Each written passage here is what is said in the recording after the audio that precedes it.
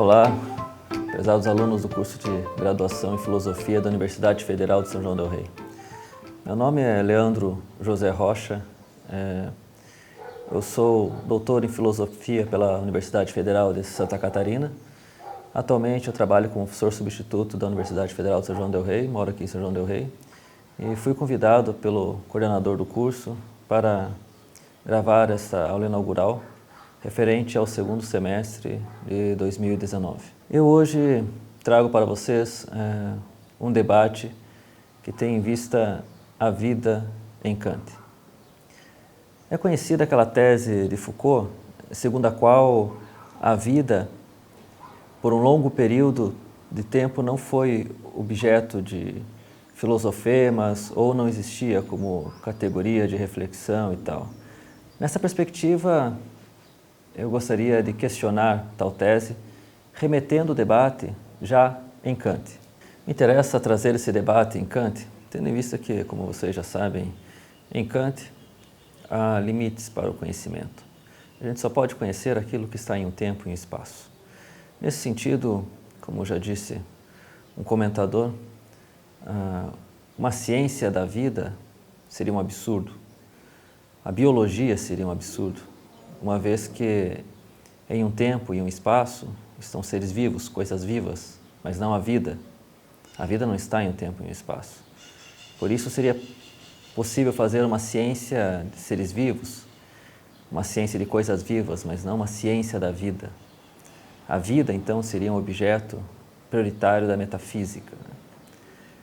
Nessa perspectiva, eu trabalho uma abordagem sobre a vida, e não somente sobre a vida, mas me interessa também a ideia do sentimento de vida, a noção de sentimento de vida. Uma perspectiva é o que o sujeito sente quando ele se sente vivo. Parte do pressuposto de que, na maior parte do tempo, a gente pode ter no máximo consciência de existência, mas não sentimento de vida. Em poucos momentos do dia, da semana, ou mesmo da vida, a gente se sente vivo. No mais, às vezes, a gente vai tocando no automático e não está realmente se sentindo vivo. Mas o que vem a ser a vida? O que vem a ser, então, o sentimento de vida? Bem, esse debate remetido a Kant, ele nos coloca antes do nascimento da biologia, no debate de Kant com os fisiólogos, Burke, Blumenbach, Forster, onde estão tentando explicar o fenômeno da vida, o que seria um organismo. E basicamente, apenas por vias mecânicas não se consegue explicar o vivo, não se consegue diferenciar o vivo do não vivo. E esses fisiólogos deixam uma margem inexplicada, simplesmente por questões físicas, para diferenciar o vivo do não vivo. E para Kant, aí é que entra a discussão filosófica. Contudo, tendo em vista os limites epistêmicos que Kant discutiu na Crítica da Razão Pura para algo que não está em um tempo e em um espaço, ele entende que a melhor abordagem nessa perspectiva para avançar um pouco no debate é pensar como ser. É conhecida a tese de que a filosofia kantiana é a tese do als ob, do como ser. Pensando como se o animal estivesse vivo, como se estivesse junto com o corpo material, uma perspectiva material, que pode se chamar de alma ou de ânimo, enfim. E não há problema algum com relação a isso. O problema seria apenas se a gente revestisse de valor ontológico real aquilo que é simplesmente pensado como ser. A gente já está acostumado a pensar em termos de como ser, se tratando de vida. Por exemplo, quando eu digo que uma cor é viva, a gente sabe que a cor não é viva. A gente está trabalhando em termos de como ser. E é nessa perspectiva que Kant sugere que abordemos o debate em torno da vida para que avancemos um pouco. Então, a quem está assistindo essa palestra, eu considero que já esteja então avisado que o debate kantiano se estenderá em termos de como ser. Kant diz que a vida espiritual é a vida propriamente dita, e a vida animal é apenas uma derivação dessa vida.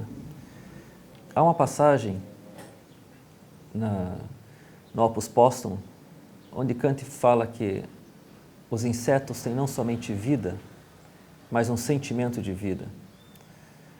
Há passagens na Crítica do Juízo, onde Kant fala do sentimento de vida relacionado aos juízos estéticos. Há passagens das reflexões sobre filosofia moral, onde Kant menciona o sentimento de vida relacionado à moralidade. A perspectiva, então, que se aborda é: o que é, então, o sentimento de vida? O que é a vida? Haveria, então, de ter uma perspectiva de sentimento de vida que fosse comum tanto a homens quanto a insetos. Mas aos insetos é possível pensar que eles tivessem a capacidade de agir moralmente ou capacidade de fruição estética, para se falar em termos de sentimento de vida em animais? Ou ainda são abordagens diferentes do sentimento de vida, são tipos diferentes de sentimento de vida? É a mesma vida? São várias vidas? Qual é a noção de vida em Kant? Pois bem, nessa época a que eu estou remetendo o debate, nem mesmo o reino vegetal era considerado vivo. Ele era considerado superior em estrutura e organização com relação aos minerais, mas ele não era considerado vivo. Naquela época, a perspectiva do sentimento de vida, ou ainda da vida, exigia duas considerações básicas. Uma, motivos internos, que é uma perspectiva associada a uma força formadora, ou ainda uma potência, e a outra, uma vis locomotiva. Essa força formadora tem em vista o assimilar conteúdos externos e processar isso numa perspectiva referente à qualidade do sujeito, né? Eu, por exemplo, consumindo a natureza como alimento, o que eu consumir, ele será processado numa perspectiva inerente à minha condição de ser humano. Uma ave, se consumir exatamente as mesmas coisas que eu, será processado, essa natureza consumida será processada na qualidade de ave. Então, esse processamento do que é exterior obedece a uma lógica interna. Eu não poderia adquirir asas simplesmente porque eu estou me alimentando do mesmo item, da mesma natureza que uma ave, né?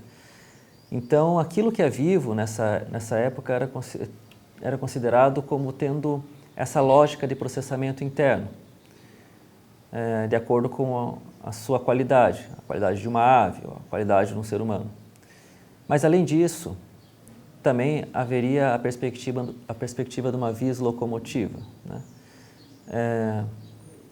Nesse caso, ele precisava de um princípio de movimento interno, né? Forças internas de movimento. A gente é submetido a forças que nos são exteriores, a gravidade e tal,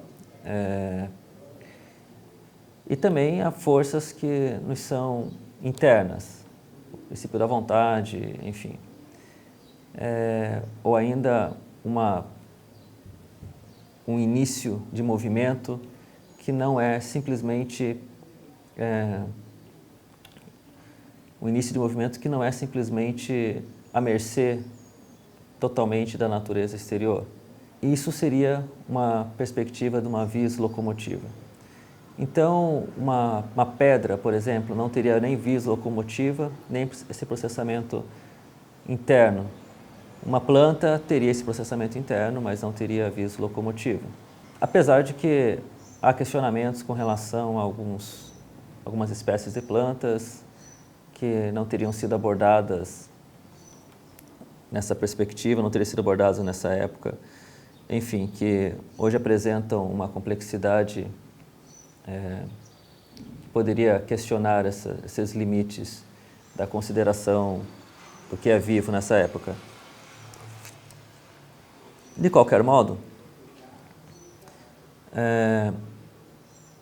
levando em consideração essa perspectiva de animais como sendo vivos, nem o reino vegetal, nem o reino mineral, de animais já se fala pela própria terminologia que são entendidos como tendo uma alma, né? Animal vem de animalis, de ânima, aquilo que tem alma, né? Então, se entende que aquilo que é vivo possui uma alma. E essa alma, então, é entendida em um texto de Kant, das reflexões, como tendo capacidades básicas. Uma dessas capacidades básicas é a de sentir prazer e desprazer. E com o que uma alma sente prazer e desprazer? Bem, uma alma sente prazer e desprazer com representações. É conhecida a perspectiva kantiana epistêmica de que as coisas se apresentam no mundo fenomênico, os sentidos captam essas apresentações e remetem essas apresentações para a imaginação, que forma esquemas. Esses esquemas são representações da imaginação. E diante desses esquemas, o entendimento legisla um conceito. Esses conceitos são representações do entendimento.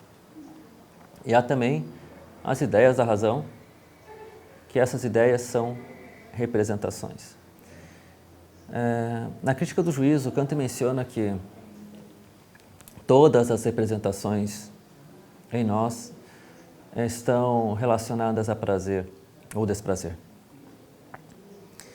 Na introdução à Metafísica dos Costumes, Kant menciona que a vida é uma capacidade do sujeito de determinar suas forças de acordo com representações.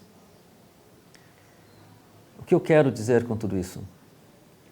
Que a perspectiva do debate se encaminha do seguinte modo.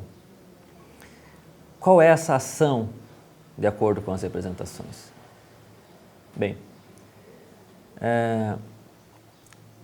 na ideia de uma história universal de um ponto de vista cosmopolita, Kant menciona um plano oculto da natureza. Essa ideia de um plano oculto da natureza é retomada em vários textos do Kant. E, basicamente, é uma perspectiva de que a natureza nos deu a razão, essa razão é para ser utilizada, isso nos daria algum indício mínimo de qual seria esse plano oculto da natureza. O ápice do uso da razão seria o sujeito autônomo, enfim. Mas o que eu quero dizer com isso é que há a consideração de que a natureza tem um plano, ou é pensada como se tivesse um plano que nos é oculto. Por mais que soubéssemos qual é esse plano, de nada adiantaria. A gente continuaria refém desse plano, porque a natureza fará ela mesma o que quer a gente queira, quer não. E quando a gente acha que está agindo de acordo com nossa própria perspectiva, mesmo seguindo questões que nos são egoístas, mesmo assim a gente está submetido a este plano e em direção basicamente a duas direções, que são nossas disposições para a animalidade, nossas disposições para a humanidade. Essas disposições para a humanidade e para a humanidade e para a animalidade estão nos textos Início Conjectural da História Humana, Religião nos Limites da Simples Razão, Antropologia do ponto de vista pragmático, enfim. A perspectiva, então, é o seguinte: a gente tem disposições naturais, que, segundo Kant, tem em vista esse plano da natureza, do qual a gente não está consciente. Mas é o ânimo que tem que tomar consciência desse plano, não a gente, não a nossa consciência. É o ânimo, é a alma. Nessa perspectiva, a alma sente as representações. Como eu mencionei, as representações são os esquemas da imaginação, as ideias da razão, são os conceitos do entendimento. E a abordagem vai no sentido de que, se essa representação está de acordo com esse plano oculto da natureza, a alma determina todas as suas forças para manter a presente representação. Essa mensagem chega no nosso corpo biológico como um prazer. Se essa representação está em desacordo com esse plano oculto da natureza, seja para a animalidade, seja para a humanidade, a alma determina suas forças para desfazer essa presente representação. E essa mensagem chega no nosso corpo biológico como um sentimento de desprazer ou de dor. Então, quando Kant aborda, no início da metafísica dos costumes, a vida como uma capacidade de ação de acordo com as representações, tem em vista isso, essa capacidade da alma de determinar as suas forças para manter uma representação ou desfazer essa representação. O que no corpo é prazer e dor. E essa manutenção de uma representação ou o desfazer dessa representação é o que se pode sentir da vida. Então, o que seria um sentimento de vida? O sentimento de vida seria prazer e dor. O que eu sinto quando eu estou vivo? Quando eu estou vivo, o sentimento de vida é prazer e dor. Se eu coloco um prego no pé, eu me sinto vivo. Assim como se eu estou tendo prazer, eu estou me sentindo vivo. Fora isso, a gente leva o dia a dia no automático e não está se sentindo vivo todo o tempo, apesar de poder ter consciência de existência. E esse prazer e dor, então, é aquilo que seria possível sentir da vida. E a vida seria essa capacidade de determinar as suas forças de acordo com esse plano que a gente não está consciente. Este é o critério a partir do qual eu sinto prazer com algo e não o seu contrário. Esse é o critério a partir do qual eu sinto dor com algo e não o seu contrário. É isso, estar em acordo ou desacordo com esse plano da natureza. Todos os nossos sentimentos possíveis, eles são reduzíveis, para Kant, em prazer ou dor. Quer dizer, todos os sentimentos que vocês possam imaginar, eles são reduzíveis em manter essa representação ou desfazer essa representação. Em última análise, prazer ou dor. Esse plano oculto da natureza, ele caminha para duas direções, então. Para a animalidade e para a moralidade. Algo que me seja sentido como um prazer, saciando uma dessas perspectivas, pode não coincidir com o saciar de outra perspectiva, porque elas entram em contradição em algum momento. Kant nos diz que há 3 modos a partir dos quais a gente pode vir a sentir prazer ou dor. Isso está nos primeiros parágrafos da Crítica da Faculdade do Juízo. Esses três modos são do agradável, são dos juízos estéticos e do bom. Do agradável é o objeto em contato direto com os meus sentidos, me causa um prazer imediato, de forma irrefletida. Isso sacia a perspectiva do plano oculto da natureza para a animalidade. É interessante ter presente aqui a abordagem de Kant da ideia de uma história universal de um ponto de vista cosmopolita, onde ele menciona que esse plano da natureza não é resolvido apenas em uma geração ou em um sujeito. Ele tende à espécie humana. Então, é natural que a natureza tivesse que se encarregar de fazer com que a gente mantivesse essa espécie viva. Nessa perspectiva, o prazer mais original, mais animal, tem em vista o saciar dessa esfera do plano da natureza, a nossa tendência à animalidade. Contudo, há uma tendência mais elevada, são as nossas disposições para a humanidade. Isso tem em vista a moralidade, o uso da razão. A razão se sobrepondo às nossas inclinações animais. E nessa abordagem, o prazer que viria seria do bom para, no caso, o do útil, utilizando a razão de forma meramente instrumental, e do bom em si. Nessa perspectiva,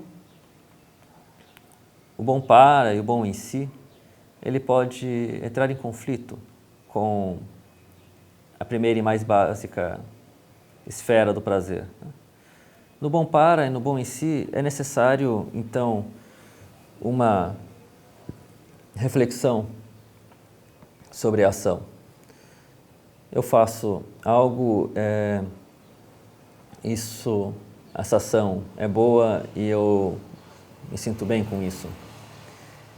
É essa perspectiva refletida que me causa um prazer. Não é como a primeira esfera do agradável, em que o objeto, em contato direto com o meu organismo e sem reflexão alguma, me causa um prazer. E aí há o terceiro grupo, que é dos juízos estéticos.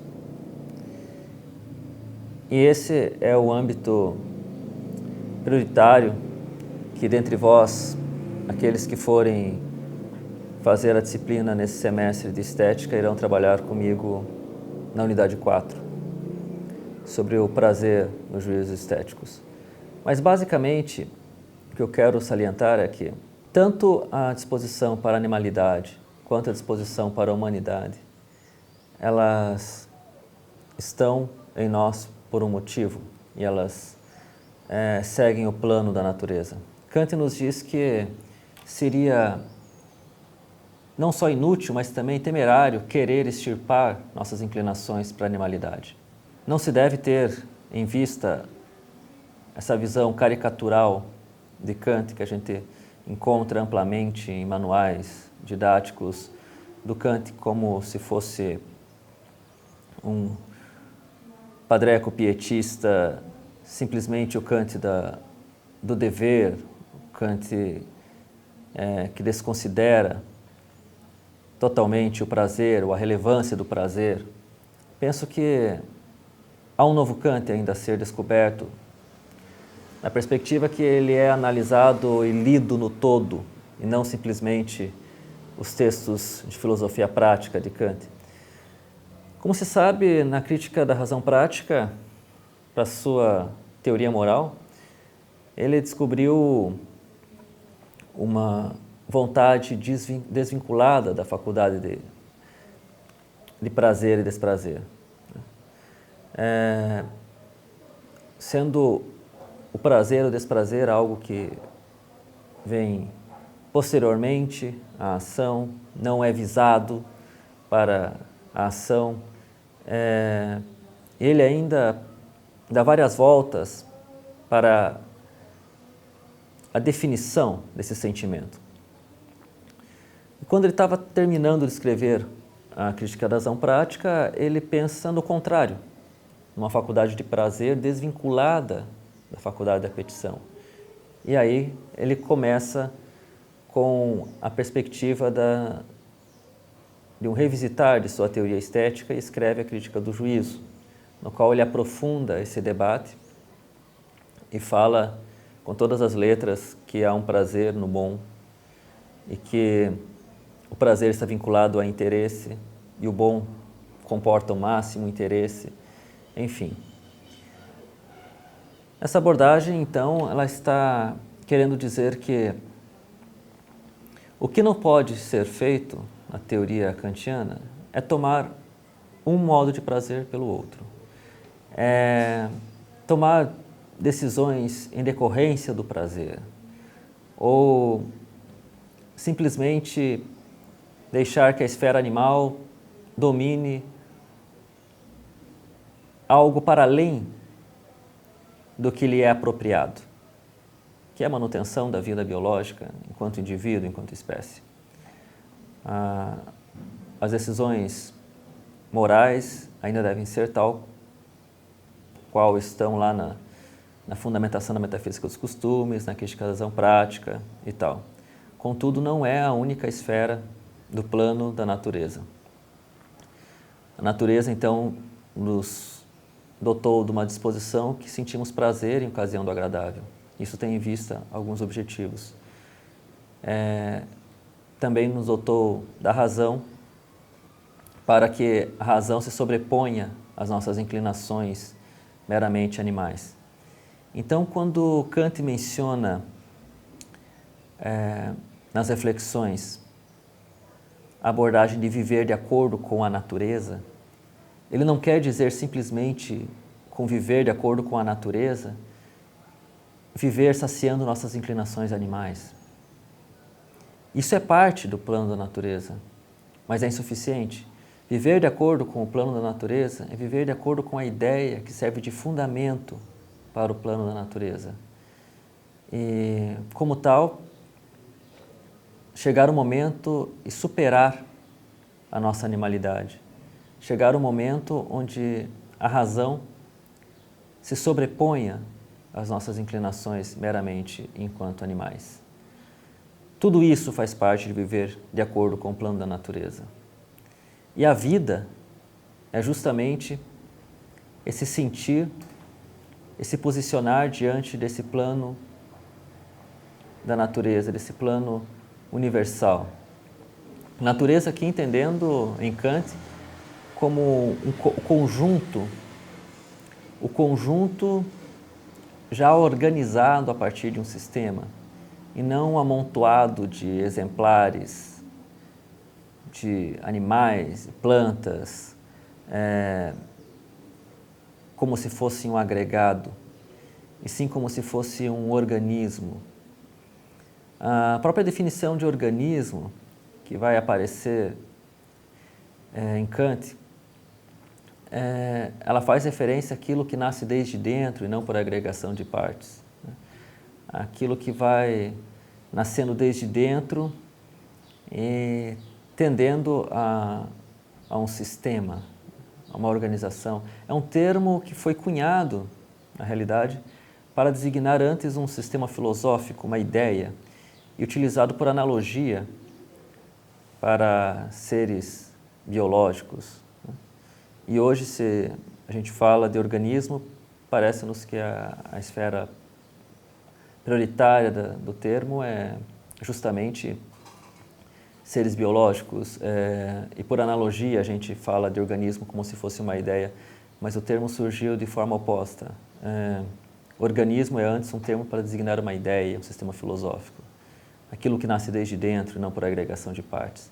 E nessa perspectiva é entendida a natureza entendida como organizada, e nós, como animais, como partícipes dessa natureza, estamos submetidos a essa natureza, estamos submetidos a esse plano.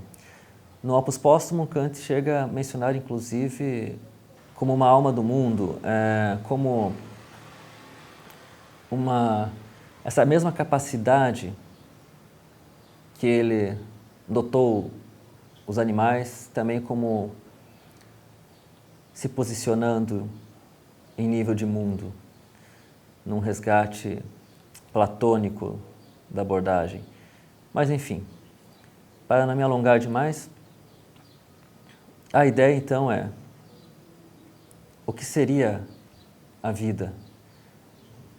A vida seria uma capacidade, poderia pensar como se fosse uma capacidade de sentir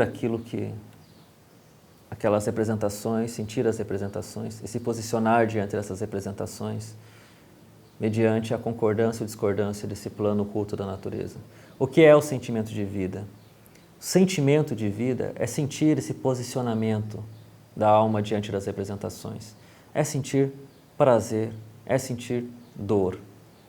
E esse prazer e dor, então, é aquilo a que se resume todos os sentimentos possíveis e está relacionado intimamente com uma esfera para além de nós mesmos. Por mais que, inicialmente, esse prazer ou dor possam ser pensados de forma meramente privada, egoísta, mas esse prazer e dor está relacionado aos demais seres da natureza, aos demais seres humanos.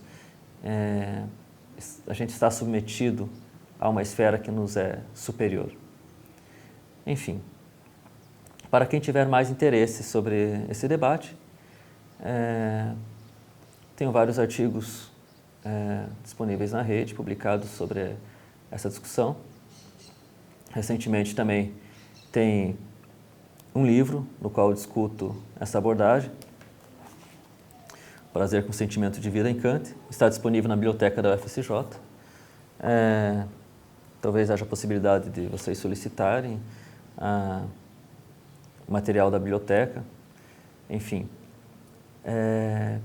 de qualquer modo, é uma abordagem que nos coloca para além do Kant como o sujeito simplesmente preocupado com a moral, com o dever, incluindo, no entanto. Mas me interessa essa abordagem no sentido de pensar o ser humano como um todo, passando pelos seus desejos mais primeiros, mais animais, passando pela sua fruição estética e chegando ao uso da razão. O ser humano, mente e corpo, alma e corpo, o ser humano, indivíduo e natureza, o ser humano integrado à natureza. Não é o ser humano como uma cabeça de anjo alada ou simplesmente do demérito do nosso prazer meramente animal, em contraponto ao uso da razão. É o ser humano como ele é aí no mundo, um ser de natureza complexa que sente prazer, sente dor, que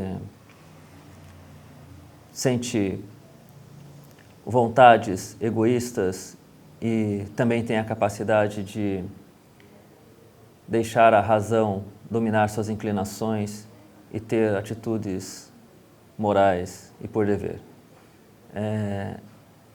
Penso que é esse Kant que ainda precisa ser resgatado. Enfim, desejo a vocês um ótimo e proveitoso semestre. E para os alunos de estética, nos vemos já na sequência. Muito obrigado.